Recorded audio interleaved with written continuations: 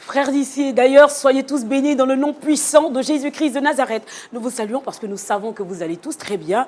Vous êtes sur Lumière du Monde Télévision et vous le savez, c'est une nouvelle semaine. On part de lundi, on part de bonne santé, on part de la parole du Seigneur. Bienvenue dans Wake Up!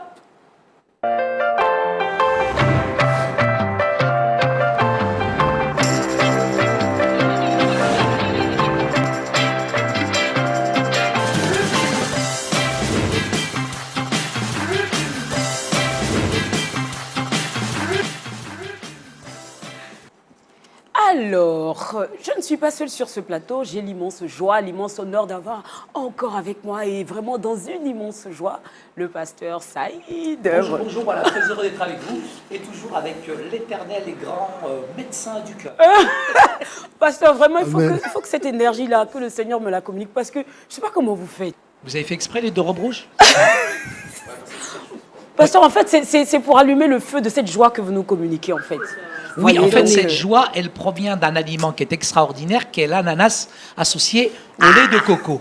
Et le pasteur cardiologue en titre qui est ici, qui est le plus grand médecin de la Côte d'Ivoire, j'ai beaucoup aimé dans l'émission précédente, il a parlé, souvent on parle du corps, l'âme et l'esprit. Mais lui, il a fait l'inverse. Il a dit esprit, âme et corps. Un corps qui est bien dans son esprit, et bien là, ça produit une âme comme les deux vôtres. Vous êtes belle en rouge, hein? Oh, merci pasteur, vraiment. On dirait des coquelicots. Non, mais le pasteur, il me surprend toujours. Harry, bonjour. Bonjour Prisca, quelle belle ambiance. Bonjour à nos amis. Ne décrochez pas, restez toujours scotchés. Nous, on distille la joie chez vous. Amen, merci beaucoup. Bonjour Rebecca. Bonjour Prisca. Comment vas-tu? Tout va bien par la grâce de Dieu. Docteur Ngolo, le décor, il est planté. Le pasteur, il a fait le job, mais vraiment avec classe, quoi. J'aime trop. Oui. Bonne arrivée. Merci. Alors, la semaine dernière, l'autre semaine, on avait parlé de comment prendre soin de son cœur. On va développer un peu plus aujourd'hui. Oui, bien entendu. D'accord. Installez-vous confortablement. On part pour méditer ensemble.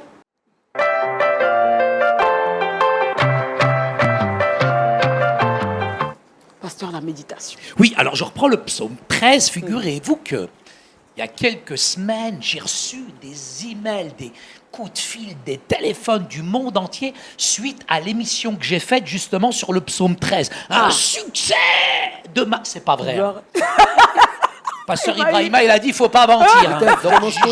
Voilà, c'était par la foi. J'espère, Inch'Allah, que vous allez tous écrire, et ça arrivera. Certainement. Mais je voudrais quand même reprendre ce psaume 13 où il est écrit « Jusqu'à quand, Éternel, m'oublieras-tu sans cesse Jusqu'à quand me cacheras-tu ta face? Jusqu'à quand aurai-je des soucis dans mon âme et chaque jour des chagrins dans mon cœur? Jusqu'à quand mon ennemi s'élèvera-t-il contre moi? Regarde, réponds-moi, Éternel mon Dieu, donne à mes yeux de la clarté afin que je ne m'endorme pas du sommeil de la mort, afin que mon ennemi ne dise pas, regarde, je l'ai vaincu.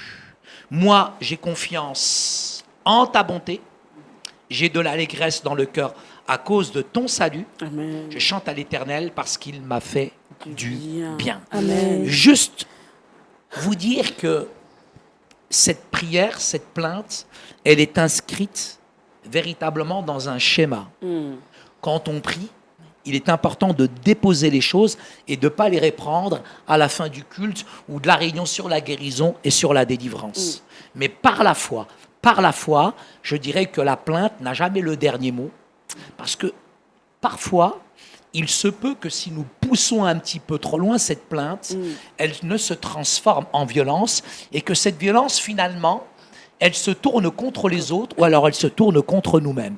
Il faut faire une différence entre la plainte et le murmure. Je voudrais vous dire que le murmure peut parfois irriter Dieu. Parce qu'on a une bouche, comme le disait le pasteur Ibrahima, qui manque de reconnaissance. Souvent, on se plaint le ventre plein. Alors que Dieu a manifesté tellement de bonté que nous sommes toujours en train de regarder le rétroviseur spirituel de notre voiture en regardant le passé. Mais nous avons besoin de regarder l'avenir et de voir que Dieu, il a encore de grandes réserves, de grandes bénédictions pour chacun d'entre nous. Amen. Dans le psalmiste, au Dans le psaume 142, verset 3, il est écrit « Je répands ma plainte devant lui, je lui raconte ma détresse. Il est intéressant, peut-être ce matin, dans Wake Up, de définir ce que c'est qu'une plainte. Une plainte est un acte par lequel une victime d'une infraction prévient l'autorité compétente. La plainte est dite contre X. Lorsqu'on en connaît un petit peu l'auteur. Lorsqu'on ne connaît pas l'auteur, c'est ça la question. Ainsi, lorsqu'une infraction à ton bonheur et ton épanouissement avec Dieu, c'est comme s'il y avait une période finalement où tu ne sais pas où tu en es, tu ne connais pas le responsable de cette plainte. Nous avons le Dieu de toute chair, nous avons l'Éternel Tout-Puissant qui peut aussi prendre cette plainte contre X que tu ne connais pas. Et je pense que Dieu est capable de nous faire justice parce que le Dieu qui connaît toutes les plaintes, qui connaît tous les murmures, est capable de nous aider dans le plus profond de la détresse. Amen. C'est en agissant de cette sorte qu'on peut être agréable à Dieu. Permettez-moi de vous dire, ce matin, attention, Dieu n'entend pas simplement que les plaintes, mais il se plaint, Dieu, de ceux qui murmurent. Parce que souvent, quand nous murmurons, en fait, j'ai envie de vous dire que c'est comme si vous appeliez une atmosphère finalement de défaite autour de vous.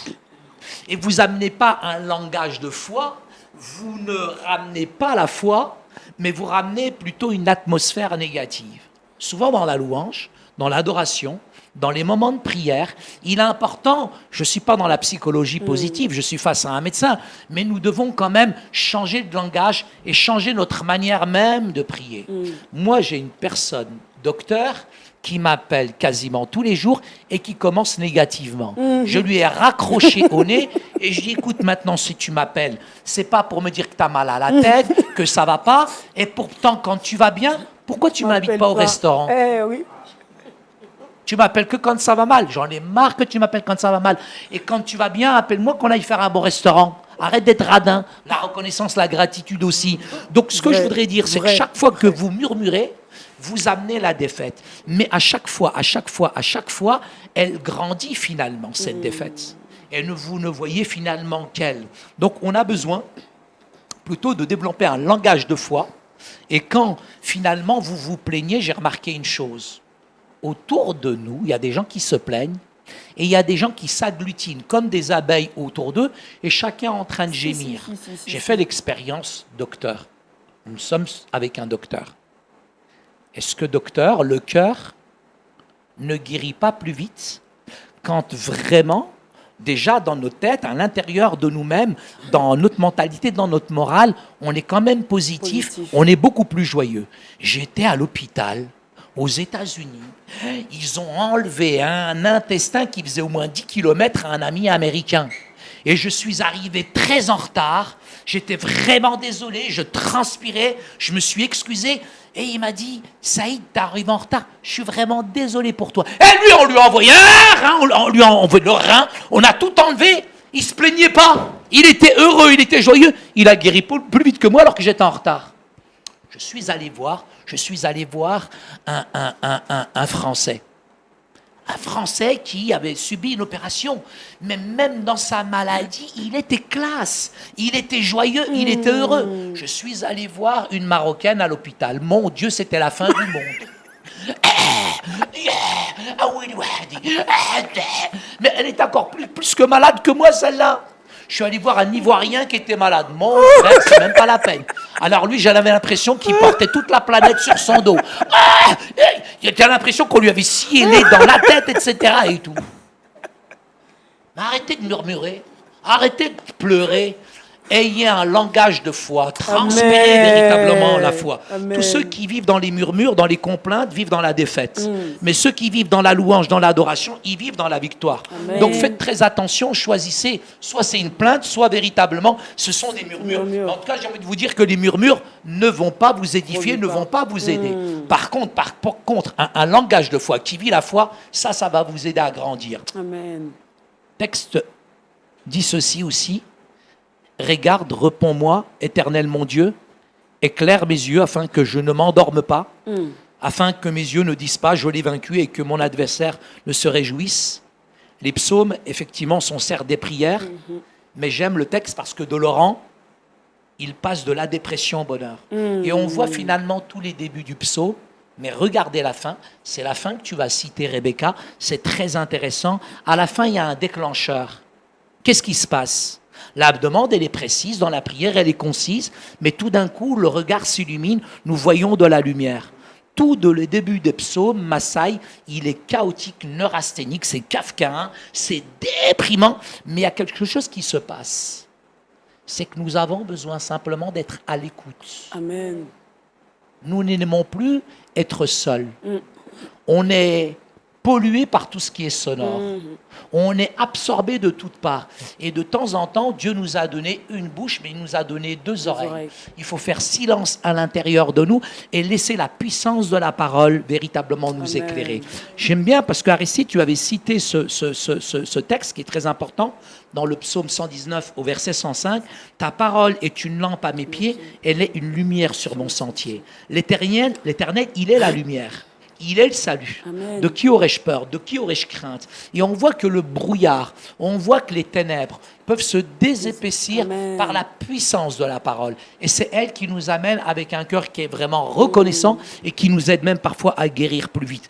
Et pour terminer, Dieu nous donne une parole qui est puissante, qui est toujours d'actualité. Dans Matthieu, au chapitre 5, au verset 14, il nous dit que nous sommes la lumière. Amen.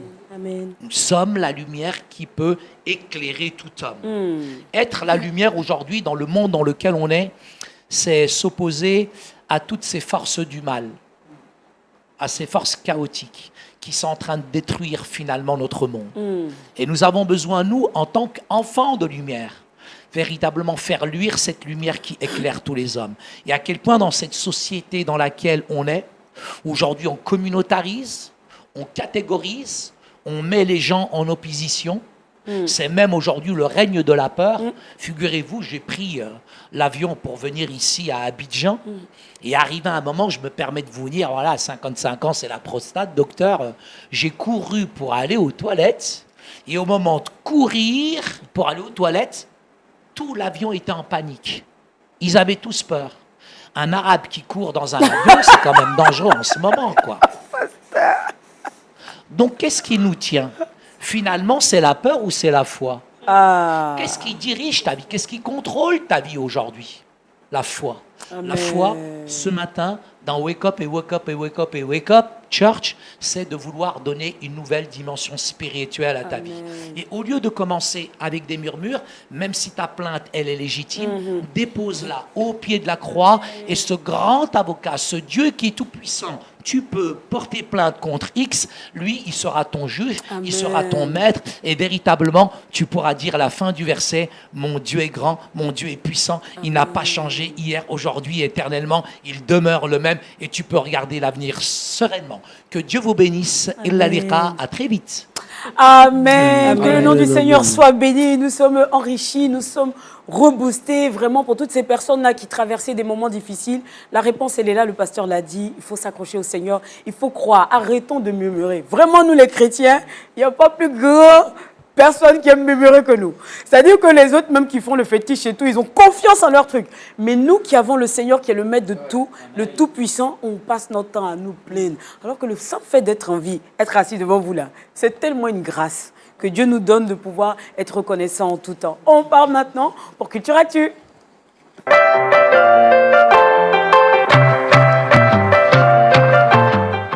Harry ici nous parle d'archéologie. Harry, tu es devenu archéologue. Parce que je ne sais pas, tu allais trouver une pièce de monnaie à l'effigie d'Eliazar. Tu étais là-bas, non? Parce que comme tu voyages, je te demande, je ne sais pas. Tantôt, docteur, on est assis ici et il est en Espagne, au Portugal. Là, tout à l'heure, il était au Maroc avec Debo. Coucou Debo. On ne sait pas trop. Maroc, je ne l'ai pas vu, c'est pas vrai. Parce que moi, je ne sais pas, il était avec Déborah. Donc moi, je ne sais pas trop avec quel avion ils sont partis, mais bon, enfin. Dis-nous tout. Merci bien. Je ne vais pas t'intimider, vas-y. Merci. Vous le savez, avec moi, pas de billet d'avion pour voyager, même si le pasteur a eu besoin d'un billet d'avion pour Côte d'Ivoire. On pourra dire ainsi. Et nous parlerons, bien sûr, tu as parlé d'archéologie. Non, ce n'est pas une fouille archéologique biblique, mais une découverte. Vous savez, plusieurs découvertes ont été faites relativement au vécu de notre Seigneur Jésus-Christ, à l'histoire vraiment du christianisme et même pardon, je voudrais parler des signes, des de reliques, certains objets qui ont vraiment refait surface. On a pu les découvrir, qui bien sûr donnent la véracité qui de confirment que l'existence Jésus était là. de Christ et de plusieurs personnages. Donc ça a été une nouvelle découverte, oui, une pièce sur laquelle il est mentionné le nom de Éliazar le prêtre. Vous savez, quelque part, la Bible dit à César ce qui est à César, à Dieu ce qui est à Dieu. Donc, à Éliazar, ce qui est à Éliazar. Voilà, parce que c'est un prêtre, donc ça veut dire que quelque part, le tribut, c'est-à-dire l'argent, c'est sa marque qui est là-dessus. Donc ça a été vraiment une découverte et nous bénissons le Seigneur. C'est une découverte qui vraiment date de déjà plus d'une centaine d'années. Voilà. Et nous pourrons rendre grâce au Seigneur parce que cette période a été marquée par les rebelles juifs contre la domination romaine qui utilisaient comme cachette des grottes difficiles d'accès dans le désert. Et Dieu merci, cette découverte a été faite qui atteste effectivement que l'évangile est vrai et potable et ce n'est pas du fake, c'est du vécu.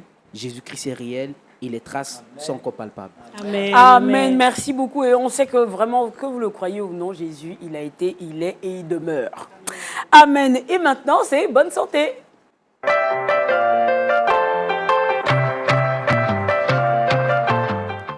Docteur Ngolo, je me rappelle qu'on a parlé de prendre soin de son cœur, on a cité, etc. Maintenant, dans la pratique, qu'est-ce qu'il faut faire pour prendre soin de son cœur, pour éviter toutes les maladies? D'accord, très, très belle question. Nous parlons toujours du cœur. Prendre soin de son cœur. Pour introduire, je vais dire, vous savez, Prisca, tout ce que Dieu honore, nous devons également l'honorer. Amen. Tout ce qui a de la valeur aux yeux de Dieu doit avoir de la valeur à nos yeux. Vous savez, il y a des choses que Dieu honore, comme le mariage. Dieu honore le mariage. Donc nous également, nous devons honorer le mariage. Oui. Ça va aller? Vous savez, j'ai l'impression de sentir là où le docteur est en train d'arriver. Vous savez, Dieu honore ses serviteurs. C'est pour ça que nous également devons apprendre à honorer ses serviteurs. Vérité. Devons apprendre à honorer nos pasteurs. Devons apprendre à honorer ceux qui sont établis sur nous. Parce que Dieu sait honorer ses serviteurs. Il y a des choses qui ont de la valeur aux yeux de Dieu. Vous voyez, par exemple, je crois que dans le domaine de la santé, plusieurs sont comme ce troisième serviteur qui est allé enterrer son don. Il y a des choses que Dieu valorise. La bonne santé a de la valeur aux yeux de Dieu. Amen. Et c'est l'une des raisons pour lesquelles Christ est venu et il est parti à la croix. Amen. Durant tout son ministère, il a exercé ce ministère de guérison. De guérison, vérité. C'est que la bonne santé est la volonté de Dieu pour nous. Amen. Dieu valorise ça.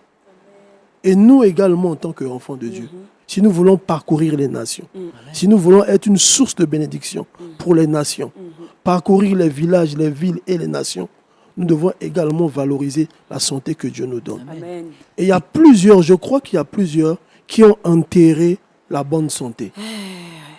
Il est docteur, lui, il prêche bien. C'est le Saint-Esprit qui a pris le contrôle maintenant. C'est plus docteur Ngolo. Il y a plusieurs chrétiens, comme ce troisième, dont le pasteur a parlé lors de l'émission précédente, qui ont enterré leur bonne santé. Ça n'a aucune valeur pour eux. Ils sont négligents. Ils se détruisent. Ils disent, oh, le corps, c'est le corps. J'ai pas besoin d'aller. Mourir un jour. On va mourir un jour. De quelque chose. Voilà. On va mourir de quelque chose. Non, que moi je prie, que je suis en train de prendre des moments de jeûne, que on dit n'importe quoi et on ne prend pas soin de soi. Mais alors qu'on ignore une chose, on a enterré ça, comme le troisième serviteur. Et moi je crois que valoriser cette santé que Dieu nous donne, c'est savoir prendre soin de son cœur. Parce que le cœur, comme nous l'avons dit lors de l'émission précédente, est un organe vital. Ça, c'est déjà suffisant pour que chacun prenne soin de son cœur. Si ton cœur s'arrête, très souvent quand nous regardons certains films, on a un malade qui est aux soins intensifs, qui est aux urgences, on a tous les yeux rivés sur le scope. C'est vrai.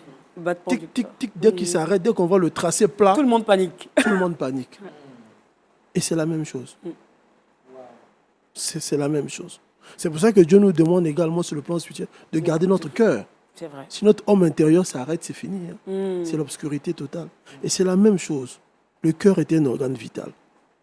Et nous devons prendre soin de cet organe. Et de manière pratique, comment prendre soin de ce cœur? Il y a des recommandations. Il y a des attitudes à avoir. Vous voyez? La première des choses, c'est une activité physique régulière. Je ne parle pas d'une activité sportive, mais d'une activité physique. Savoir bouger. Ça, c'est important. Il y a des études qui ont montré que quand vous êtes capable de faire 8000 pas, cela vous garantit une bonne santé et vous garde de plusieurs maladies. Et il y a certains calculs qui ont été faits qui disent que quelqu'un qui fait 4000 pas, c'est un équivalent de 3000 km. D'accord. C'est pour ça que vous verrez quelques-uns qui ont des montres connectées. Bien sûr. Voilà. Et en général, on vous conseille 8000 à 10 000 pas. Pas compris. 4000 pas, c'est combien de kilomètres? 4000 pas correspond à 3000 km. 3000 km. Pardon, 3 km. Merci, parce que là, je suis très fort. Pardon, 3 km, merci. 3 kilomètres. Merci, pasteur. 3 km.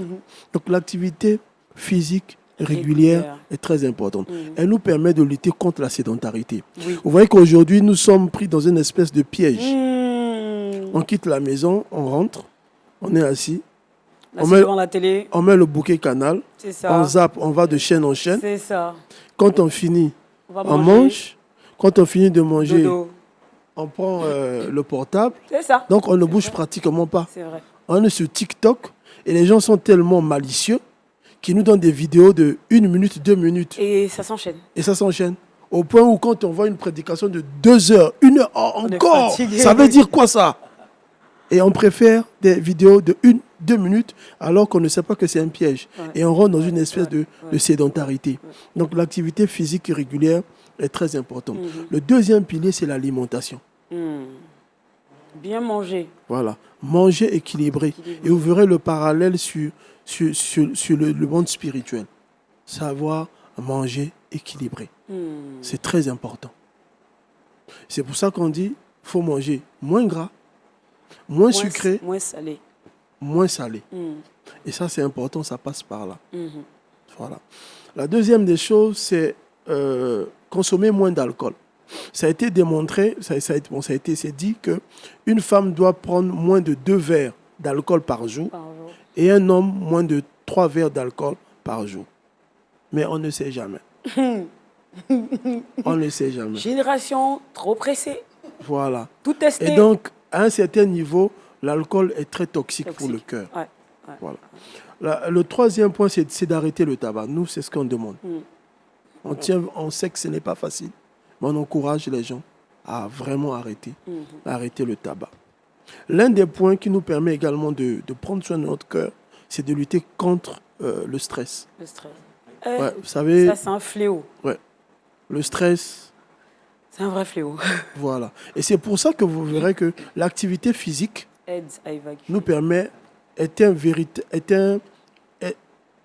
vraiment une solution très efficace pour lutter contre le stress. Donc, lutter contre le stress, effectivement, nous aide vraiment à protéger et à garder notre cœur. Et l'un des points également, c'est d'apprendre à dormir, apprendre à se reposer. Docteur, il y a des gens, ils sont là, ne demandent pas pardon pour dormir. Voilà. Le repos. Dès que leur corps touche quelque chose de posé, ils dorment. Je dis ça, je dis rien. Pourquoi il rit? Oui. Non, moi, je sais pas. Le repos également fait énormément du bien au cœur. Vous savez, quand vous partez dans Genèse, on dit Dieu a travaillé pendant 6 jours. Il s'est reposé. Au 7e jour, il s'est reposé. Mais quand il a créé Adam au 6e jour, Adam est d'abord rentré dans le repos de Dieu. Il n'a pas d'abord comme le repos est important. Il y a quelque chose que Dieu veut nous apprendre. Et je vais terminer en disant que prendre soin de son cœur, c'est également savoir prendre ses médicaments. Ah, aussi. Il y a des patients qui sont hypertendus, il y a des patients qui sont diabétiques qui ont des pathologies particulières. Mais prendre soin de son cœur, c'est également prendre correctement ses médicaments, respecter la posologie indiquée par le médecin, respecter ses rendez-vous, faire les bilans Ne pas faire indiqués. d'automédication. Effectivement, c'est très important. Quelquefois, nous voyons des patients qui disparaissent, qui réapparaissent 6 mois, 1 an après. Vous leur dites, mais la médecine va tellement vite, la science va tellement vite. Quelquefois, tu ignores que tes médicaments... Quelquefois, tu prends des vieux médicaments. Quelquefois, ce n'est pas des médicaments d'actualité. Mais tu es en train de prendre des vieux médicaments. C'est comme j'aime souvent dire aux anciens chrétiens. Moi, je suis un ancien chrétien. Je dis, mais ok, mais quelquefois, tu es en train de nous réchauffer des vieux versets bibliques. Quel était le dernier verset biblique? Docteur Ngolo, s'il vous plaît. Quel était le dernier verset biblique que tu as appris, que le Saint-Esprit t'a enseigné, que tu as mémorisé? N'est-ce pas des vieux versets bibliques que tu nous prends, que tu es en train de nous réchauffer pendant la direction de prière? Donc, faisons attention. Et donc, c'est toutes ces recommandations, en fait, qui nous aident vraiment à prendre soin de notre cœur. Rita, je pense que Dr Ngolo, il va revenir. Hein, je pense. Parce que là, comme Pasteur le disait, il restait juste le titre. Parce que là, il est en train de nous enseigner. C'est-à-dire qu'il nous conseille en tant que médecin, mais en même temps, il nous enseigne aussi en tant que serviteur du Dieu vivant. Et puis, ce n'est pas seulement être pasteur, c'est vraiment connaître son identité, comme pasteur Conan aime bien le dire, pasteur Florent, à qui on fait un gros coucou. Merci beaucoup, docteur. Soyez bénis. On part maintenant pour le Trickbox avec Rebecca.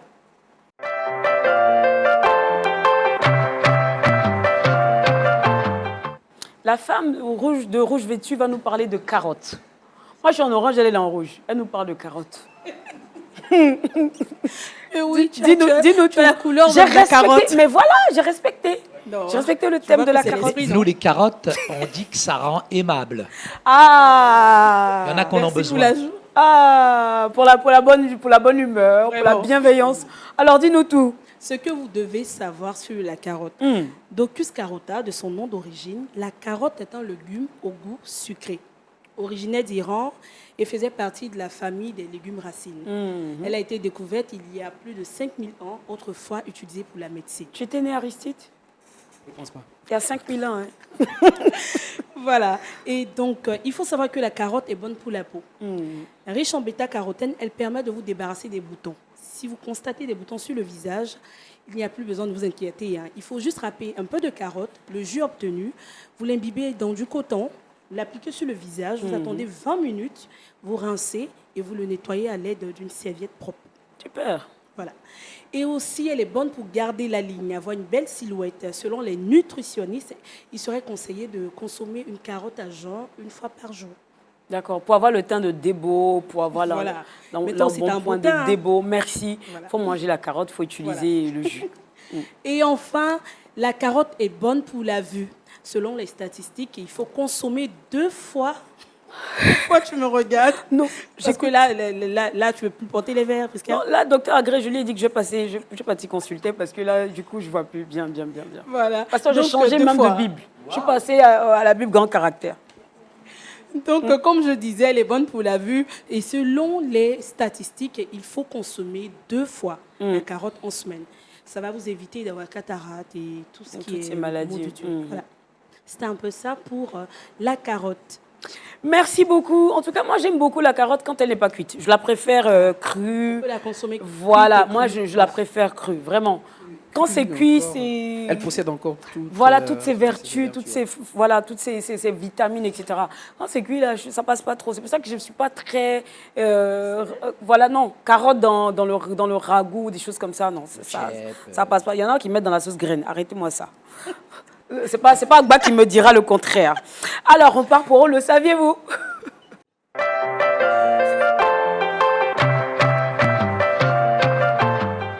Pasteur rit, mais docteur, un bon BT va mettre carotte dans sa sauce graine, ça ne le fait pas. Alors, on part de l'émeraude. Oui. L'émeraude, là, je vous donne la possibilité de voir un peu la nouvelle Jérusalem dans le ciel, parce que c'est l'une des pierres qui fait partie de l'édifice du Seigneur.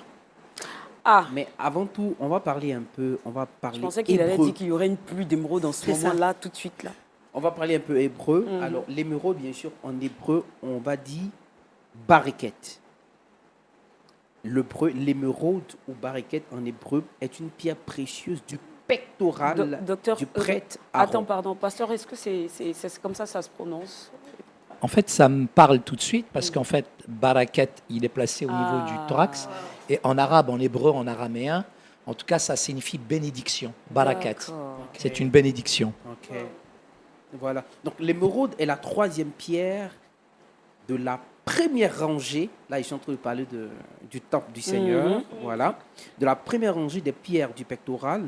Et la 4e de celles qui ornent les fondements de la Jérusalem céleste. Wow. C'est-à-dire, garde ton cœur, écoute la méditation, suis les astuces, sois informé relativement à l'animatrice ou l'animateur, et puis tu auras accès, tu verras de tes propres yeux la Nouvelle Jérusalem, bien sûr, avec l'émeraude. Bon, sans commentaire. Aujourd'hui, là, il a battu tous les records de le saviez-vous. dire. Merci beaucoup, Harry. Et puis, voilà, malheureusement, il va falloir finir cette émission. Elle va nous donner le verset boussole qui va conduire notre semaine. Oui, on part dans Psaume 13, verset 6. La Bible dit « Moi, j'ai confiance en ta bonté, j'ai de l'allégresse dans le cœur. À cause de ton salut, je chante à l'Éternel, car il m'a fait du bien. » Amen. Amen. Que le Seigneur bénisse votre semaine. Que cette journée soit pleine de belles rencontres dans la grâce du Seigneur. Parce que vous savez, hein, on représente le Seigneur et que ces rencontres-là vous fassent du bien, vous ouvrent des portes là où vous ne vous attendez pas. Que Dieu vous bénisse. À très bientôt sur Lumière du Monde Télévision. C'était Wake Up. Bye bye. Shalom.